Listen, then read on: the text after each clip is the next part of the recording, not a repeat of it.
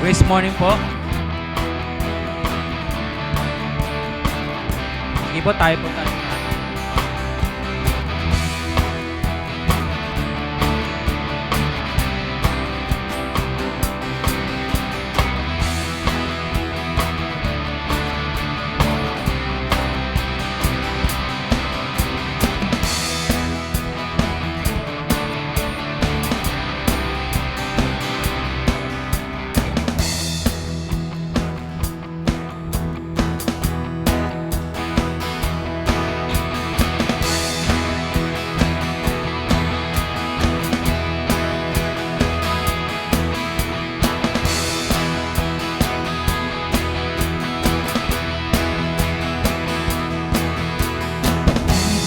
Sa umaga, pag-ibig mo'y nadarama, biyaya mo'y sapat at higit pa. Gising sa umaga, dala ang pag-asa, tanging sa'yo lamang nagmumula.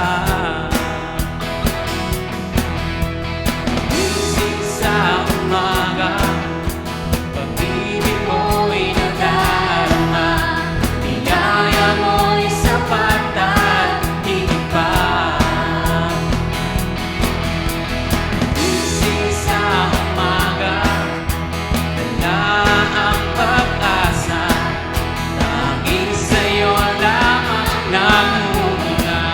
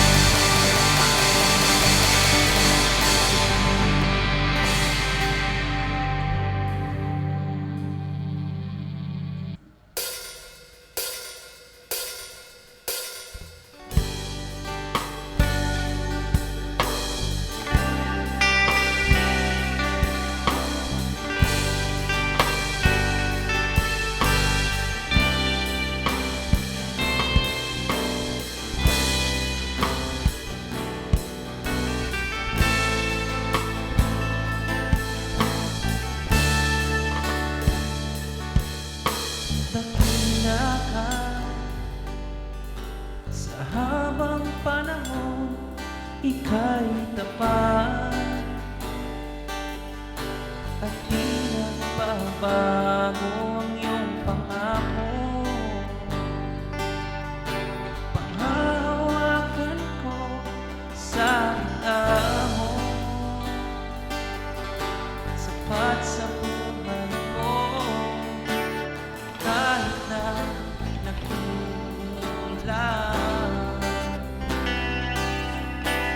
Patuloy ang iyong pagmamahal.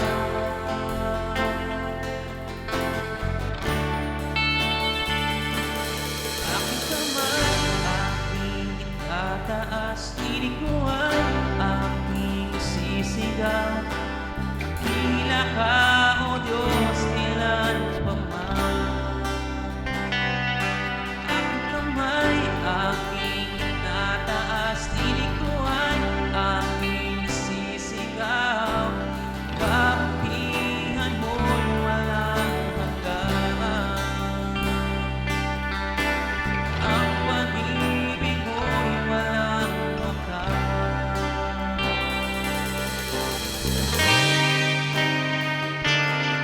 Nakatala ka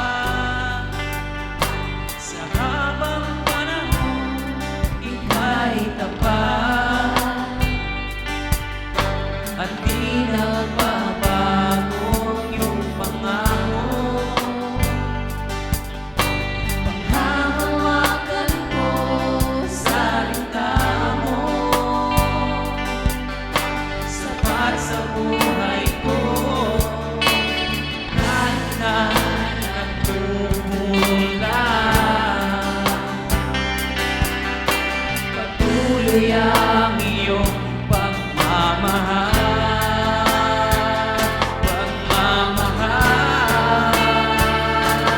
Aking kamay, aking itataas, tiniguan, aking sisigaw. Dakila ka, O Diyos, ilan pa man. Aking kamay, aking itataas, tiniguan, aking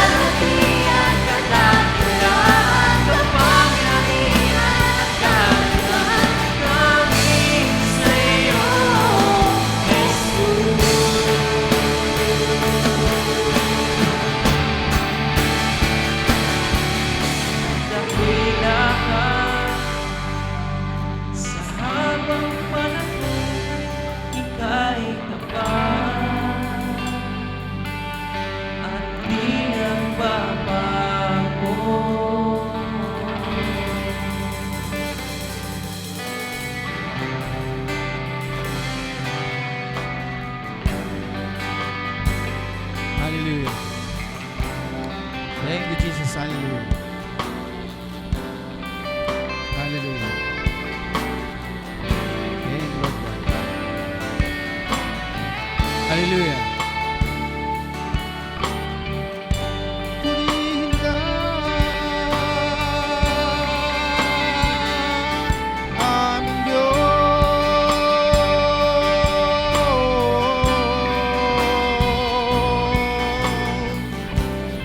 Thank you, Lord God. Hallelujah. Thank you, Jesus. Tunay nga po, dakilang Diyos na dakila ka sa habang panahon. Salamat po sa iyong katapatan at tunay nga po na ikaw ay hindi nagbabago. Salamat sa mga pangako mo na nagpapalakas namin at ito'y panghahawakan po namin. Tunay nga po, dakilang Diyos, salita mo ay sapat sa bawat isa sa amin. Kahit na kami nagkukulang, Panginoon, patuloy ang iyong pagmamahal. Patuloy naming itataas ang aming mga kamay. Tinig namin ay aming isisigaw, dakila ka o Diyos, kailanpaman. Muli, Panginoon, kami po ay nagpapasalamat sa napakagandang araw na ito na iyong pinagkaloob sa bawat isa sa amin at binigyan mo kami ng pagkakataon na purihin ka, sambahin ka sa pamamagitan nga po ng awitin, Panginoon. Salamat sa timig na ito. Salamat, Panginoon, sa aming mga kamay na tunay nga pong papalakpak dahil sa kagalakan, sa kabutihan ng iyong ginagawa sa buhay ng bawat isa sa aming Panginoon. Tunay nga po na ikaw ay walang katulad. Tunay nga po na ikaw ay tapat. At tunay nga po na ang pag-ibig mo sa buhay ng bawat isa sa amin ay hindi magbabago kailanman, Panginoon. Salamat sa kabutihan mo. Salamat sa kapayapaan ng isip na patuloy nga pong ipinagkakaloob sa buhay ng bawat isa sa aming Panginoon. Kaya marapat lamang po, Panginoon, na aming maibalik sa iyo ang pinakamataas na karangalan, kalwalatian, pasasalamat, kadakilaan sa tanging pangalan ni Jesus na aming Panginoon. Amen! Amen! So bago pa tayo umupo, sabihin po natin sa ating mga katabi, magandang buhay sa iyo!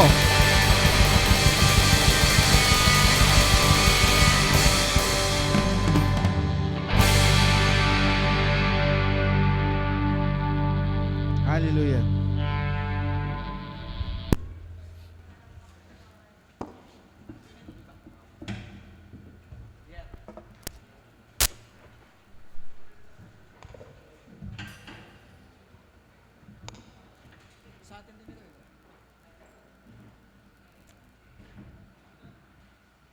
Hallelujah.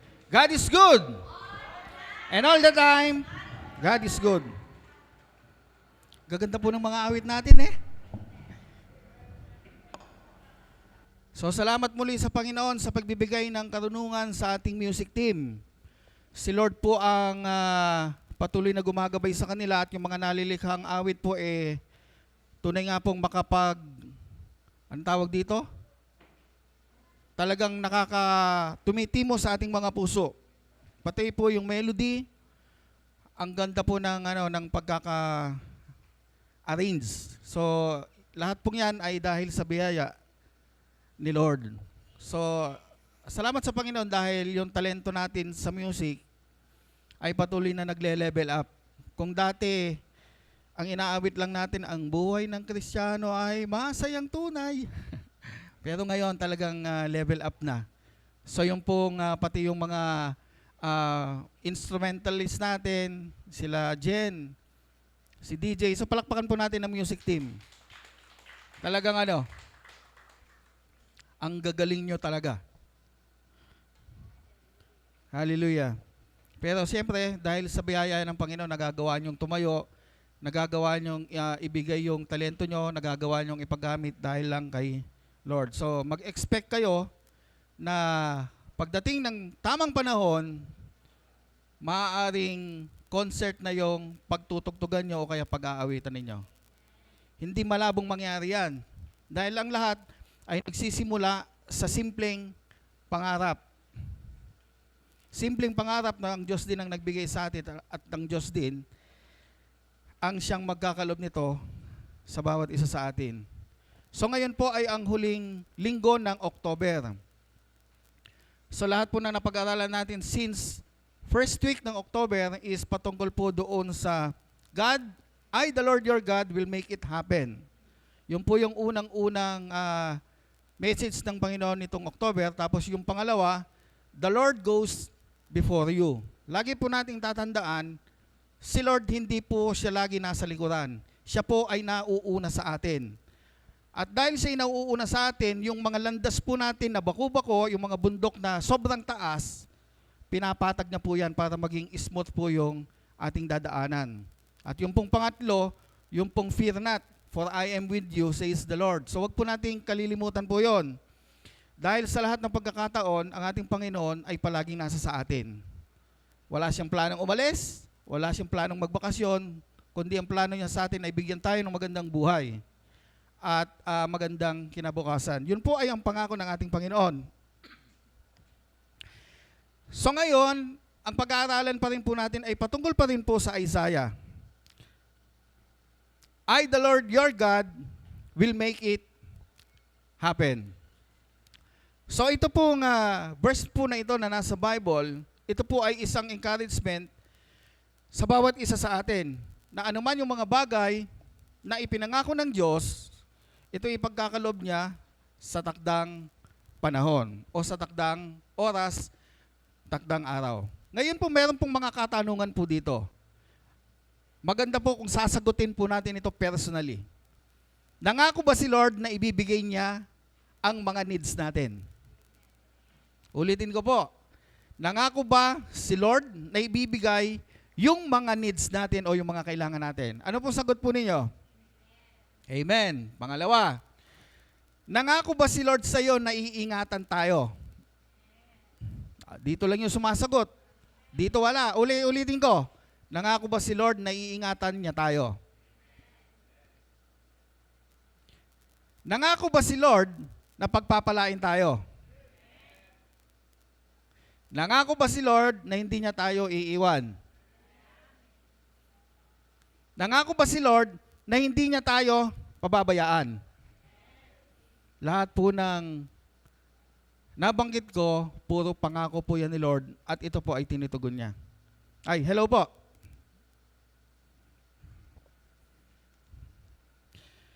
Karamihan po sa inyo, tumingin sa likod.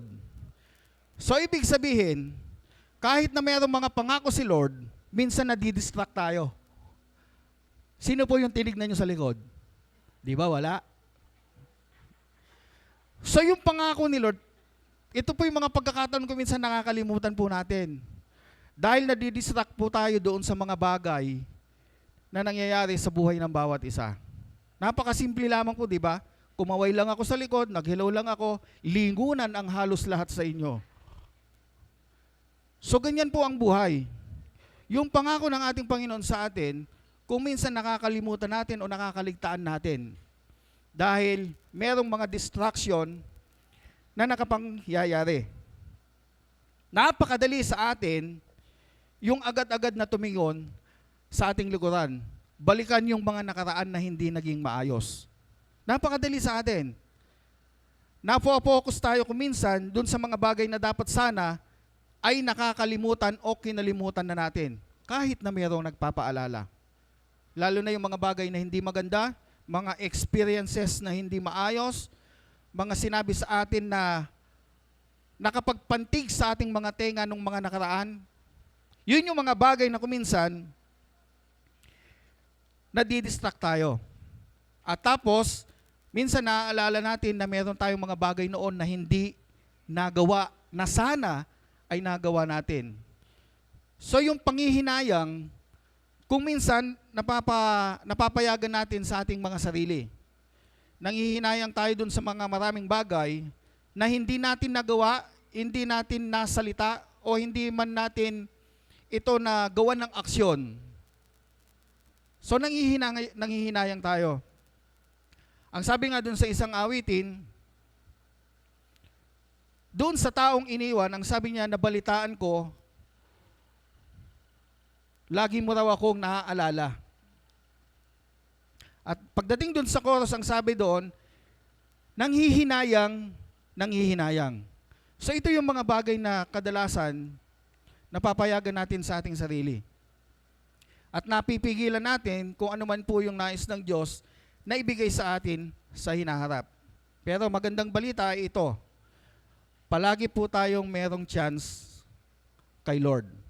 So sa umagang ito, binibigyan tayo ng Panginoon ng pagkakataon, minsan panglikurin, tignan ang ating nakaraan, pero hindi na tayo mananatili dun sa nakaraan.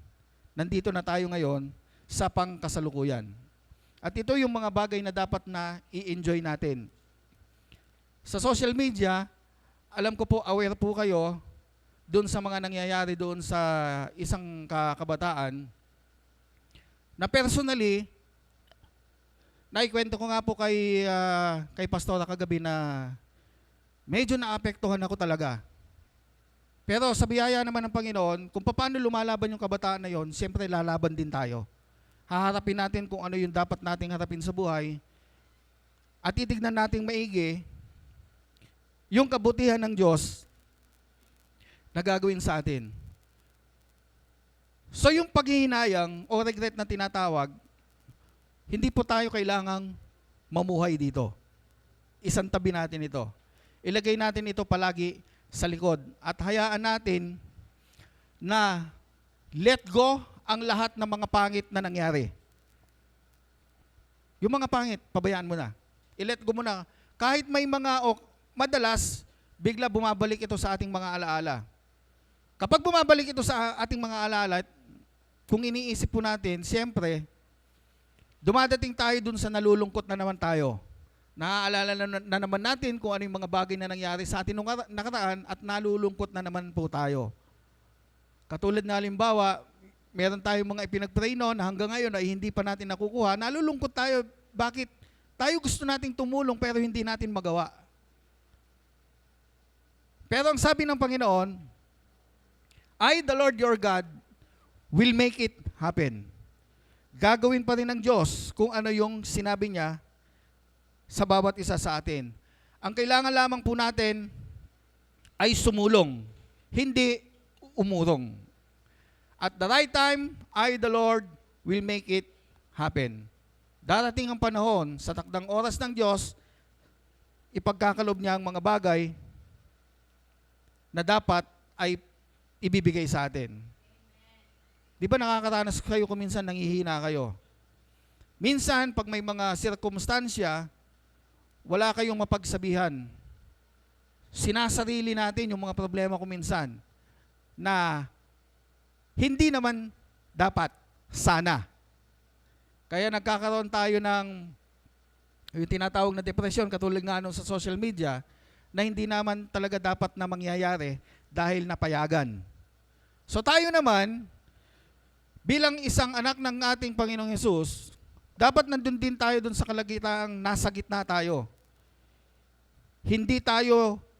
Kung hindi man tayo magko-comment, huwag tayong mag-comment.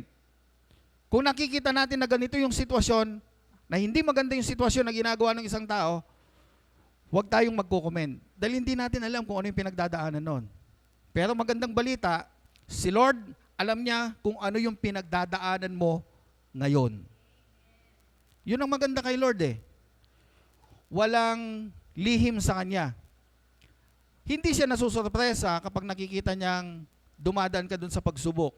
Kaya nga merong mga pangako ang ating Panginoon, katulad ng mga nabasa natin kanina, meron po doon sa number 4 na ang sabi, nangako ang ating Panginoon na hindi tayo iiwan.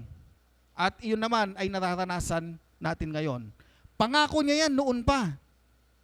Long time ago. Years go back. Yun na yung pangako niya. Pero bakit hanggang ngayon, nai-experience pa rin natin? Kasi darating yung pangako. Ang pangako ng Panginoon, kapag sinabi ng hari, kailanman hindi ito mababali. Yan si Lord. Darating ang pangako. Ako si Yahweh, na kaagad tutupad sa aking mga pangako kapag dumating ang takdang panahon. Tingnan po ninyo, si Lord nagmamadali pa nga eh. Ako si Yahweh ay kaagad tutupad.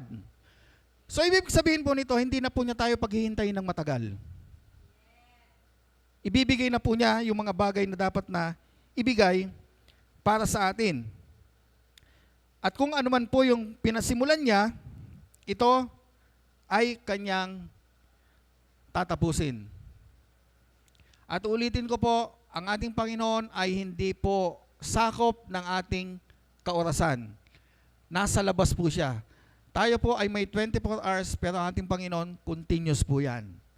Dire-diretso po yan. Sa lahat po ng panahon, naroroon po siya. Pwede nating patigilin ang oras pero ang Panginoon hindi niya pwedeng patigilin yung kanyang sarili para bigyan po tayo ng guidance. So yun po yung lagi po nating tatandaan na kadalasang ginagawa ng ating Panginoon sa atin. Darating ang pangako. Sabihin po ninyo sa inyong katabi, darating ang pangako. Sino rito po yung nangako? Ulitin ko po, magtaas po tayo ng kamay. Sino po sa inyo dito yung nangako? Sino po rito sa inyo ang pinangakuan? Sino po rito sa inyo ang umasa sa pangako? Sino po rito matapos umasa sa pangako ay nabigo?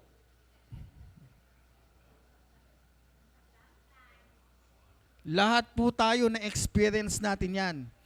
At lahat po tayo gumawa niyan. Ikaw nangako ka, di ba? Brother Arnold, kayo po nangako po kayo, di ba? Nangako ka rin, di ba? Nangako ka rin, di ba? Tayo nangako. Nangako rin tayo. Di ba meron tayong pinangakuan din? Di ba meron tayong pinangakuan, tapos inaasahan niya yun, tapos hindi natin naibigay?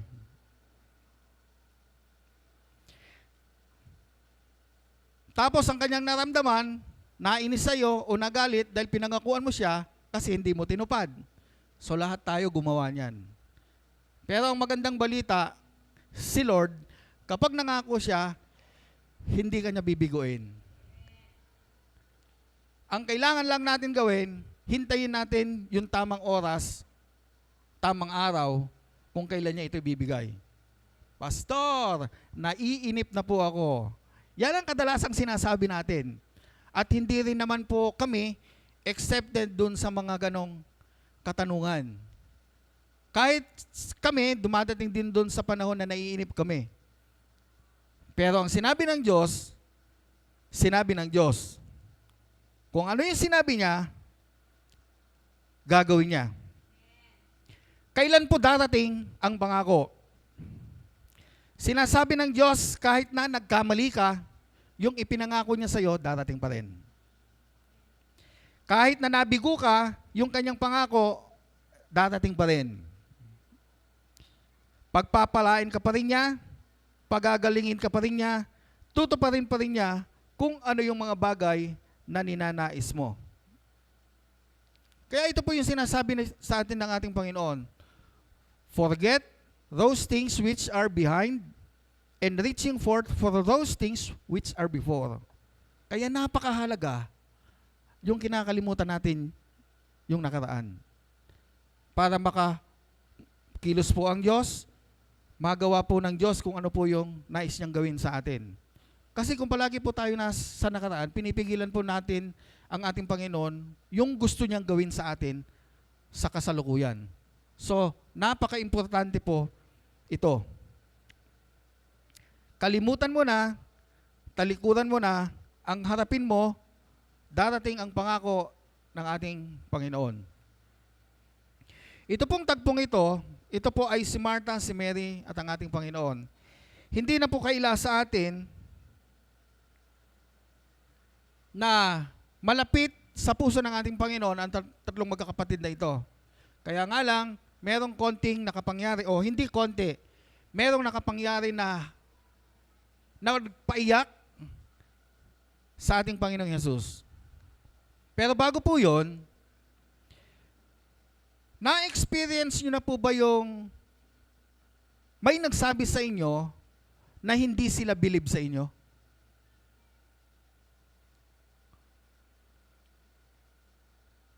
O, ulitin ko po yung tanong, meron na ba yung nakapagsabi sa inyo na hindi sila nagtitiwala sa inyo?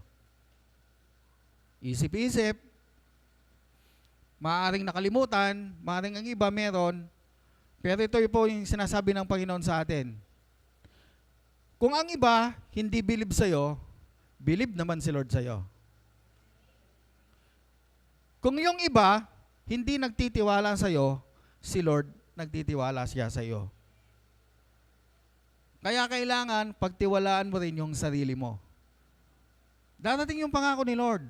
Kung ano yung sinabi niya, yun ang gagawin niya. Masakit marinig kung pagsasabihan ka o sasabihin sa'yo na hanggang dyan ka na lang. Pero hindi tayo yun eh. Kasi alam natin, ang ating Panginoon ay kumikilos sa lahat ng panahon. Kahapon, medyo nagkaroon nga po ng konting tawanan doon sa bahay nila Sister Rosie dahil meron po silang ipinakitang video. Pwede po ba nating i-play? Hindi, wala po rito.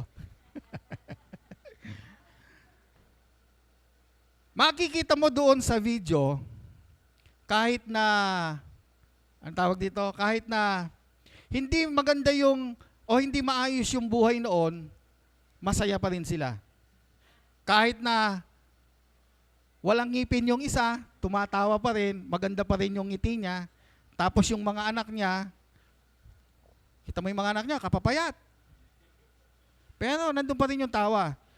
Kung pagkukumparahin mo, yung larawan nila noon sa larawan nila ngayon, napakalaki ng pagbabago. Samantalang mas bata sila noon, pero mas mukhang matanda sila noon. Totoo naman, di po ba? Mas mukha silang matanda ng 10, ilang taon na po ba yun? Sabihin na natin 10 years, o 5 years ka muna. Kung ipagkukura mo, ang layo. Mas maganda sila ngayon at mas sariwa silang tignan. Dahil sa biyaya ng ating Panginoon. Nangako ang Panginoon sa inyo 10 years ago, di ba? Nangako na si Lord noon. Unti-unti, nakakamit nyo ngayon. Nangarap kayo ng bahay, meron kayong bahay. Nangarap kayo ng sasakyan, meron kayong sasakyan. So kung titignan po natin, 10 taon na lumipas, 20 years man na lumipas, 5 years na lumipas, yung pangako nandun pa rin. Bakit hindi pa binibigay ni Lord yung pangako niya ngayon? Dahil alam niya, hindi mo pa kailangan. Dahil alam niya kung kailan niya ibibigay. Pero ibibigay po niya yon. Sabihin mo sa sarili mo, huwag kang mainip. Darating ang pangako.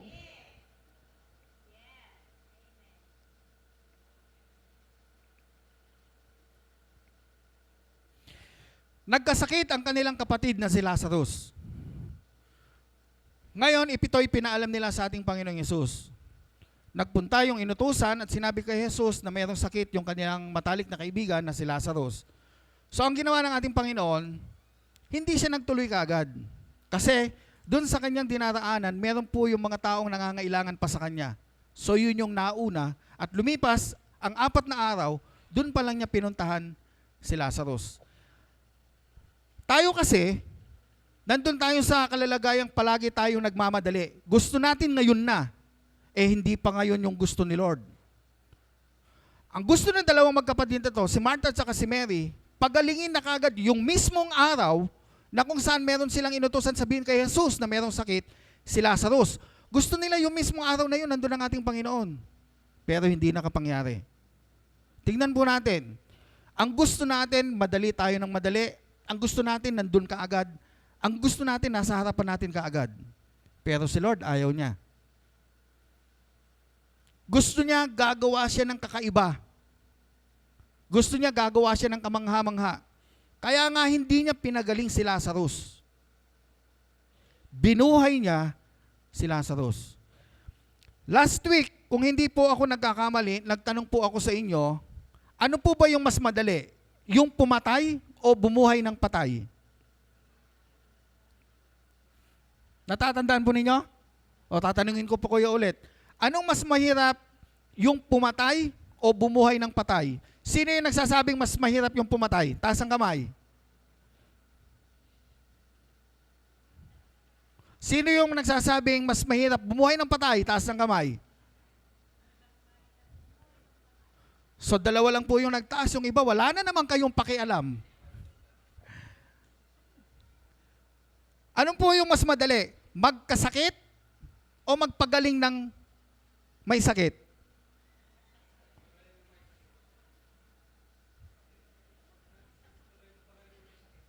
Meron yung isa nagsasabi magpagaling ng may sakit. Ulitin ko po yung tanong. Anong mas madali? Ang magkasakit o magpagaling ng may sakit?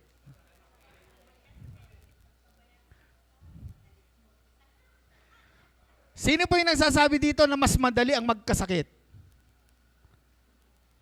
Sino po yung nagsasabing mas madali yung magpagaling ng may sakit? Wala na naman pakialam yung iba. So, ibig sabihin, nalilito kayo. Kung titignan po natin, sa literal, mas madali yung magkasakit. Kung titignan po natin lalo na sa panahon po natin ngayon, sa mga kinakain natin ngayon, mas madali yung magkasakit. Mas mahirap yung magpagaling dahil iinom ka ng gamot. Magpapacheck up ka. Kailangan yun, dire-diretso.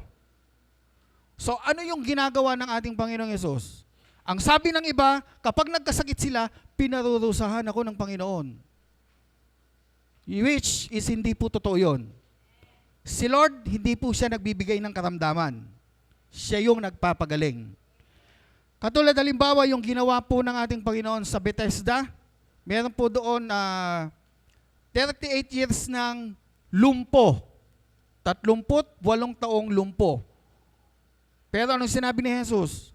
Sa kanya madali lang. Ang sinabi lang niya, tumayo ka, dalin mo ang iyong higaan. Pero sa atin, napakahirap gawin yon. 38 years na may sakit, tapos pagagalingin mo. Hindi ganon kadali. Pero ang ating Panginoon, ginagawa niya ito ng walang kahirap-hirap. Kaya sa mga bagay na mga nararanasan natin, babalik ta rin ni Lord yan. Babalik ta rin niya yan. Ano man yung mga bagay na bumabagabag sa'yo, aayusin lahat yan ng ating Panginoon. Ang Panginoon ay mabuti. Amen. At sa lahat ng panahon, siya ay mabuti. Darating ang pangako. Si Moses, pinangakuan po siya ni Lord nung siya ay 40 taong gulang. Pero, ito po ay hindi nakapangyari. Dahil meron pong insidente na nakapatay si Moses at nagtago sa disyerto. So, umabot po ulit yon ng 40 years. Pinangakuan siya 40 years ago. Nangyari yung pangako 40 years plus. So, 80 si Moses nung natanggap niya yung pangako. Matagal, di po ba? Pero kahit nagaano katagal, yung sinabi ng Panginoon sa kanya na yung si Moses ang maglalabas sa Israel, sa Ehipto, ginawa pa rin niya. Si Moses pa rin yung kanyang pinagkatiwalaan. Wala na siyang ibang pinili kahit na nagkasala si Moses. O kahit na mayroong nagawa si Moses noong mga panahon na yon, kaya umabot ng 40 years. Si Joseph, 17 years siya nung siya ay pinangakuan o pinakitaan ng panaginip ng ating Panginoon. 17 years old.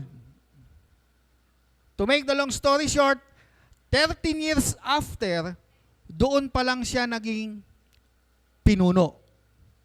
So, ibig sabihin, doon sa 17 pataas, sa tingin po ba ninyo hindi gumagawa si Lord? Ito po yung pruning na tinatawag. Doon po sa pagitan ng 17 up to 30, ito po yung mga bagay na meron na experience si Joseph na hindi niya inisip na mangyayari sa kanya. Ikaw nga, hindi mo rin inisip na mangyayari sa iyo ito ngayon eh. Pero binigyan ka ng pagkakataon para maranasan mo kung ano yung gagawin ng Panginoon doon mismo. Uulitin ko, pinakita sa atin ng Panginoon ang simula, hindi niya pinakita ang gitna, pero pinakita niya yung magiging katapusan natin. At ang katapusan natin, panalo tayo lahat. Yun lamang po yung tingnan natin. Hindi permanente kung ano yung mga bagay na nasa sayo ngayon. Yun po palagi yung isipin po natin. Dahil meron pa po mas magandang nais na gawin sa atin ang ating Panginoong Jesus. Ang ating Panginoon, God is stronger than your disease. God is stronger than your brokenness. God is stronger than your emptiness. God is stronger than your loneliness. God is stronger. So ano ibig sabihin po dito? Mas malakas pa rin ang ating Panginoon sa problema mo. Ang magpapalakas lamang po sa'yo o magpapalakas lamang sa sarili mo, yung mga salita lang talaga ng Panginoon. Yun lang. Wala nang iba. Hindi mo na kailangang humanap pa na mayroong mag-i-encourage sa'yo. Unahin mo nang i-encourage yung sarili mo. Kasi kung maghahanap ka ng encouragement sa iba, bagamat meron na magagamitin si Lord, pero unahin mo na munang encourage mo mismo yung sarili mo. Hindi yung maghahanap ka pa ng tao, maghahanap ka pa ng kapatiran para i-encourage ka. Hindi. Ikaw na muna. At the rest, isusunod ng Panginoon yung mga taong gagamitin sa'yo para i-encourage ka. Darating ang pangako ng ating Panginoon. Pastor, paano ko i-encourage yung sarili ko? Madali lang. Kung mayroon kang messenger at hindi mo masabi sa iba yung problemang nararanasan mo, gumawa ka ng dummy account mo. Sabihin mo doon, ito yung nararanasan ko, hirap na hirap ako, hindi ko na alam ang gagawin mo. Pag nabasa ng dummy account mo, which is ikaw din yon, siyempre encourage mo yan. Okay lang yan. Kaya mo yan. Malalagpasan mo yan. Patitibayan ka ni Lord, bibigyan ka niya ng katatagan. Bakit ko po alam sabihin ito? Sapagkat ganun po yung ginagawa ko sa sarili ko. Ginagawa ko bang tanga yung sarili ko? Hindi. Kasi hindi ko nga masabi sa iba eh. Kung ano yung nararanasan kong hindi maganda. Ayaw ko sabihin sa iba, baka maapektuhan ko pa sila. Dahil dun sa na-experience ko. Kaya ganun yung ginagawa ko mismo sa sarili ko. And which, para sa akin, ito naman ay nakakabuti. Tapos unti-unti, mai-share ko na ito sa iba. Mai-share ko na sa inyo na binigyan ako ng resulta o binigyan ako ng solusyon ni Lord kung paano ko nalagpasan yung bagay na yon. Kaya darating yung pangako sa mga panahon na akala mo wala na, meron pa. Lagi mong tatandaan yung ilustrasyon na napag-usapan din po namin kagabi, yung tupa at yung pastol. Yung tupa nahulog doon sa bangin at iyak na ng iyak. Nakita ng pastol yung tupa. Tinignan niya, malakas pa. Iyak na ng iyak. Tinataas niya yung kamay niya. Ginaganong-ganon niya. Tinulungan ba siya ng pastol? Hindi. Lumipas yung 2 araw. Pinuntahan niya ulit yung tupa. Maingay pa rin. Iyak pa rin ng iyak. Galaw pa rin ng galaw. Tinulungan ba siya ng pastol? Hindi pa rin. Lumipas ang 3, 4, 5 araw, tinignan niya. Nakita niya, maingay pa rin, pero mahina na.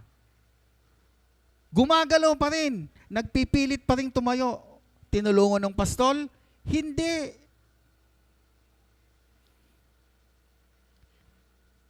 Dumating ang 7 araw. Binalikan niya yung tupa dun sa bangin. Nakita niya yung tupa, mahinang-mahina na. Hindi na gumagalaw, hindi na rin maingay, umiiyak na lang. At nakatingin na lang siya dun sa pastol. Tinulungan ba siya ng pastol? Tinulungan siya ng pastol. Bakit? Kasi hindi na siya gumagalaw. Hindi na siya maingay. At hindi na siya malikot. Ikaw yun eh.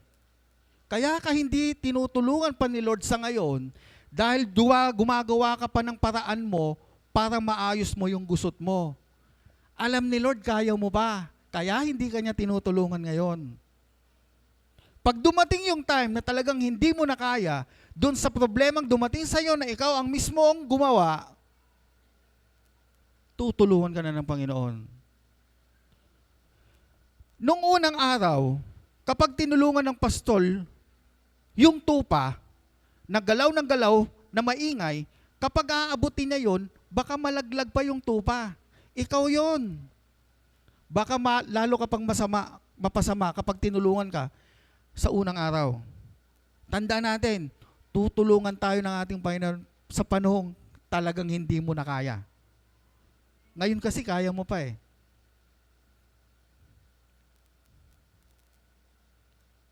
Ngayon kaya mo pa. Kaya hindi ka pa niya tinutulungan. Pero hindi ibig sabihin, hindi kikilos si Lord. Alam niya kung paano kanya diskartehan. Alam niya kung ano yung kailangan mo. Kaya wag po natin kalilimutan ang pangako ng Panginoon ay darating sa oras na kung saan kailangan na kailangan mo siya. God is not human that He should lie. Kailan ba nagsinungaling sa atin ang Panginoon? Meron po ba kayong natatandaan na nangako ang ating Panginoon tapos hindi niya tinupad? Na nagsinungaling siya sa iyo?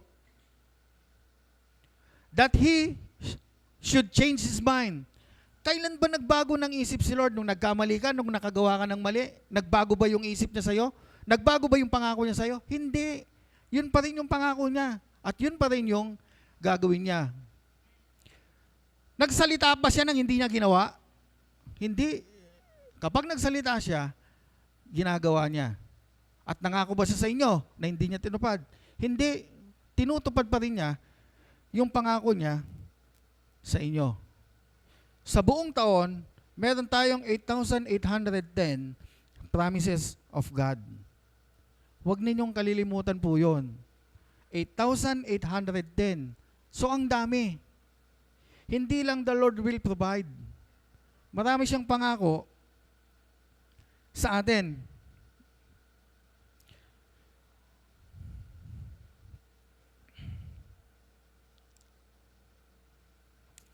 Faith and hope. Hindi darating ang pangako kung wala kang pananampalataya at wala kang pag-asa. Siyempre. Ito po yung kailangan natin talaga. Manampalataya ka, maniwala ka. Na darating yung pangako, na darating yung pag-asa, buhat sa Panginoon. Yung na-experience mo ngayon lang yan. Darating pa rin yung pangako ng ating Panginoon sa atin. Basahin nga po natin ng sabay-sabay. 1, 2, 3. Ako si Yahweh, na kaagad tutupad sa lahat ng mga bagay na aking ipinangako sa tamang panahon at sa takdang panahon.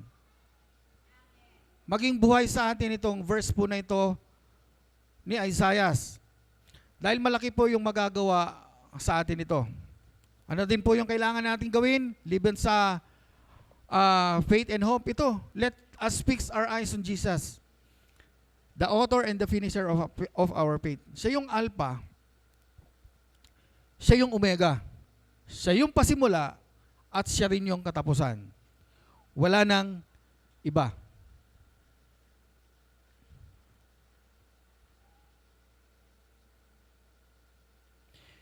Be a believer of God. Dapat ikaw yung unang-una na nananampalataya sa ating Panginoon. Dahil kapag ito yung ginawa mo, lahat ng bagay, lahat ng imposible, gagawin ng Lord para sa iyo. Iba-iba tayo ng mga nararanasan sa buhay. Iba-iba tayo ng dinadaanan. Iba-iba tayo ng mga sirkumstansya, pero iisa ang ating Panginoon. At alam niya kung kailan kanya tutulungan at alam niya kung kailan siya gagawa sa iyo.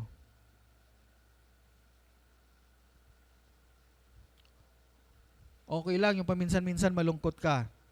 Okay lang yung paminsan-minsan magpahinga ka. Pero wag kang titigil. Kahit na nagpapahinga ka, tuloy-tuloy ka pa rin sa biyaya ng ating Panginoon. Pwede po ba ninyong sabihin sa inyong katabi na hindi pa tapos ang Panginoon sa buhay mo? Pwede pong sabihin din po ninyo sa sarili ninyo na hindi po tapos ang Diyos sa buhay mo.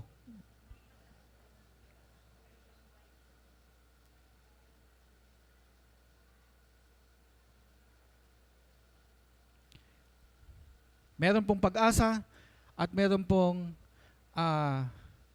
darating na pangako buhat sa ating Panginoon.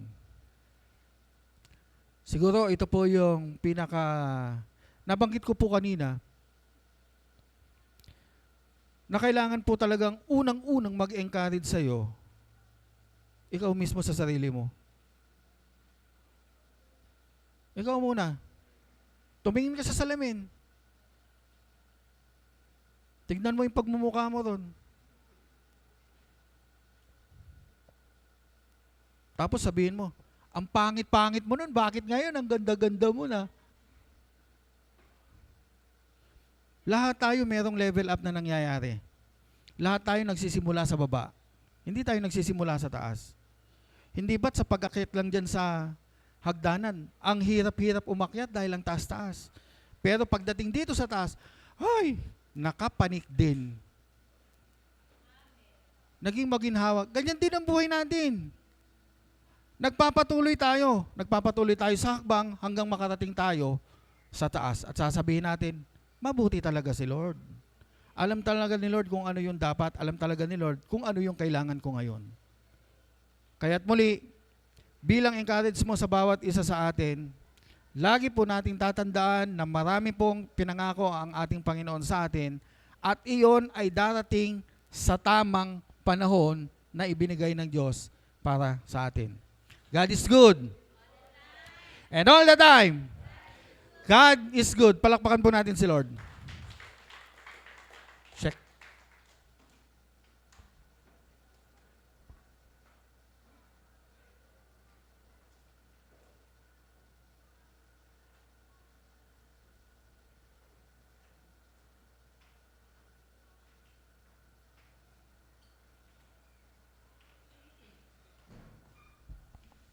Didinig ba ako? Pasensya na, artistahin ako ngayon eh. Kamas ako. Salamat po, Pastor, sa mensahe ng Panginoon sa umaga nito na talagang nakaka-bless. Sino po ba'y na-bless sa atin? Paano naman yung hindi na-bless? Hindi nakinig kasi busy. Ano yung susunod sa presidente? Busy. Malapit na sila maging presidente. Pero ang anak ng Panginoon dito sa Hope, lahat nakikinig. Lahat ninanamnam ang salita ng Panginoon at isinasa pamuhay. So ngayon po ay darako tayong muli sa susunod na gawain ng Panginoon, ang pagbibigay. Tayo po ay magbibigay sa Panginoon, maghahandog at mag-aalay sa Kanya. So, nakaprepare na po ba yung ating mga ipagkakaloob sa Panginoon? Siyempre, una, bukas yung ating puso at ang ating kalooban. Amen. Sabi nga sa Pilipos 4:19, at buhat sa di mauubos na kayamanan ng Diyos, ibibigay niya ang lahat ng inyong kailangan sa pamamagitan ni Kristo Jesus. Amen. Purihin ang Panginoon. At lahat naman tayo ay tinanggap ang Panginoong Jesus, di po ba? Sapagkat ang dulot niyang biyaya ay walang katapusan. Ang biyaya niya ay sapat at di nagkukulang. Madalas nga sumusobra pa. Amen. Ang biyaya niya ay bukod sa araw-araw, laging bago. Biyaya niya ay para sa ating lahat. Walang pinupwera, walang pinipili. At para po patuloy nating maranasan ang complete package na biyaya ng Panginoong Jesus, hayaan po natin na patuloy lang natin kilalanin, tanggapin, pagkatiwalaan, at panampalatayanan ang tinapos na ginawa ng ating Panginoong Jesus sa krus upang anuman ang ating mga ninanasa, ninanais o mga pangarap pa sa buhay. Lahat naman tayo may mga pangarap pa. Amen po ba? Ito po ay sa ating mararanasan at makakamit sa takdang oras Basta pagkatiwalaan lang po natin ang tinapos na gawa niya para sa atin. Purihin ang Panginoon at tayo po'y sumandaling manalangin. Panginoon, maraming salamat po, Panginoon, sa umagang ito. Narito po kami, Panginoon. Muli na naman, Panginoon, ang bawat isa ay magpaparticipate, Panginoon, sa paghahandog, sa pagbibigay, Panginoon. Salamat, Panginoon, sa bawat isa, sa bawat kamay, sa bawat sambahayan, sa bawat pamilya, Panginoon. Narito po kami, Panginoon, na maghahandog na punong-puno ng kagalakan, Panginoon. Walang pag-aalinlangan, Panginoon, na walang pag-aagam-agam, Panginoon. Salamat po, Panginoon, sapagat patuloy mo kaming pinagpapala at pagpapalain mo pa, Panginoon, at inaangkin namin ito, Panginoon, sa pangalan ng aming Panginoong Jesus. Panginoon, salamat sapagkat nasunod na naman namin, Panginoon, ang isa mong gawain na siya mong kinalulugdan, Panginoon, at pinagpapala. Salamat po, Panginoon, sa mga pondo na, Panginoon, na aming malilikom sa umagang ito. Patuloy mo pang pagpalain upang ito'y maggamit sa iyong gawain, maggamit sa ikagaganda at ikabubuti, Panginoon, ng iyong tahanan, Panginoon, at matugunan, Panginoon, ang mga pangangailangan nito. Salamat po, Panginoon, sa pangalan ng aming Panginoong Jesus. Amen.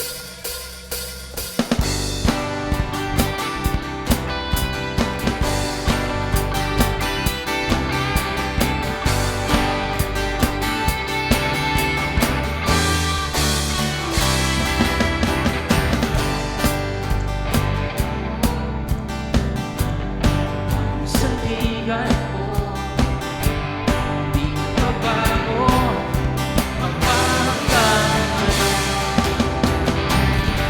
Mga pangako mo, mga hawakan ko, pagkat ito ay tapat at totoo. Hindi na mamamanginan pa. Pagkat ikaw, Jesus, ang kasama. Dahil sa'yo walang pag-asa, dahil sa'yo di na manganamba, dahil sa'yo ako nagtitiwala, dahil sa'yo namulan ang pag-asa, dahil sa'yo di na manganamba. Dahil sa'yo ako nagtitiwala, dahil sa'yo, dahil sa'yo, dahil sa'yo, dahil sa'yo,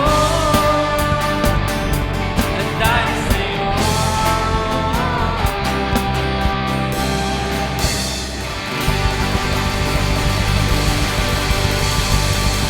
Once again po, isang mapagpalang umaga po sa ating lahat. Ayun po. And meron pong hinanda ang Kids Hope po na special number. Ayan. Tara na po mga Kids Hope. Sa pangunguna po ni Sister Angie Balix.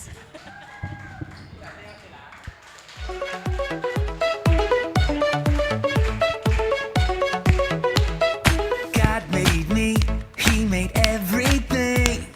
God loves me, He can do anything. If I run over here, if I run over there, God is everywhere, and He loves me. When I look up, up, up, I know He's real. When I look down, down, down, I believe what I found. When I look in God's Word and I search for Him, He rewards me, 'cause He loves me. God made me, He made everything. God loves me, He can do anything. If I run over here, if I run over there, God is everywhere, and He loves me. When I look up, up, up, I know He's real. When I look down, down, down, I believe what I found. When I look in God's Word and I search for Him, He rewards me, 'cause He loves me.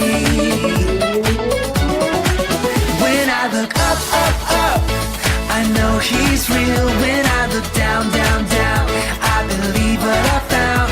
When I look in God's word and I search for him, he rewards me. 'Cause he loves me. 'Cause he loves me. 'Cause he loves me.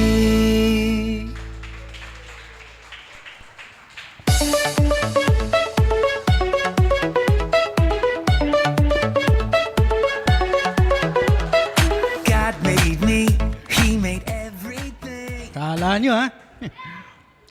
So, magandang umaga po sa inyo muli. So, ina-acknowledge po natin yung presence po ni Sister Alexis. Ayan. Tsaka si John Christian. So, first time po ni Sister Alexis na makasama po natin dito sa gawain ng ating Panginoon. So, lahat po tayo tumayo. Muli, sabihin po natin sa ating katabi, magandang buhay sa iyo. Atin pong itaas ang ating mga kamay. Ang pagpapala ng ating Panginoon ay patuloy ninyong mararanasan. Minahal ka ng Diyos noon, minahal ka ng Diyos ngayon, bukas wala ka pa rin niyang sawang mamahalin. Iyong tatandaan ng kanyang mga pangako, kung ano man ang pinasimulan niya sa buhay mo, ito ay kanyang tatapusin. Ang araw na ito'y pinagpala, buong linggo ninyo pinagpala na rin, paniwalaan mo, tanggapin mo, sa ngalan ni Jesus, Amen! God bless po sa lahat.